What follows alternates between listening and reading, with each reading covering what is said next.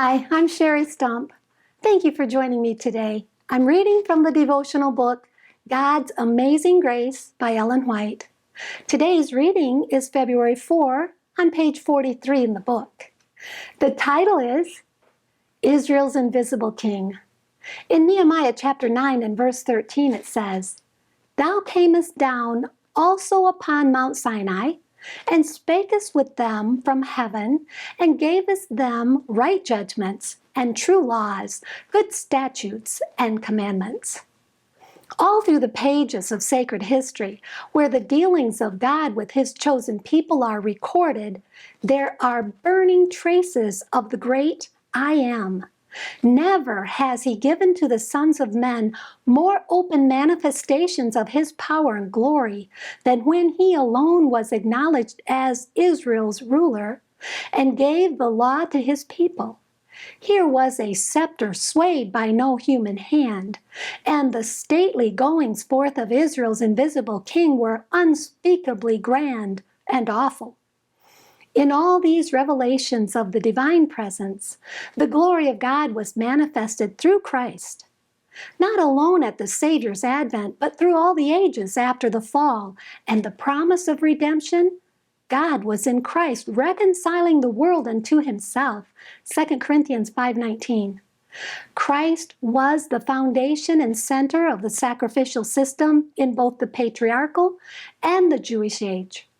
Since the sin of our first parents, there has been no direct communication between God and man.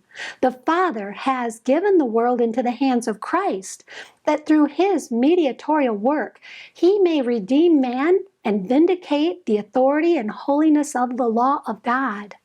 All the communion between heaven and the fallen race has been through Christ. It was the Son of God that gave to our first parents the promise of redemption. It was He who revealed Himself to the patriarchs. It was He who gave the law to Israel. Amid the awful glory of Sinai, Christ declared in the hearing of all the people the 10 precepts of His Father's law. It was He who gave to Moses the law engraven upon the tables of stone. Jesus was the light of His people, the light of the world, before He came to earth in the form of humanity.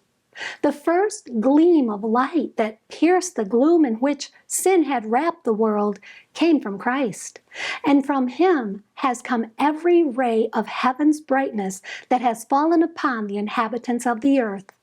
In the plan of redemption, Christ is the Alpha and the Omega, the first and the last. Thank you for being with me today. In today's devotional, we read that the glory of God was manifested through Christ, the light of the world, and the Father has given the world into the hands of Christ.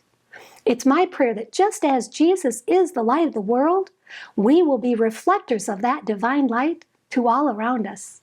And I hope you'll join me tomorrow when we'll read about the 3 Hebrews who walked through fire.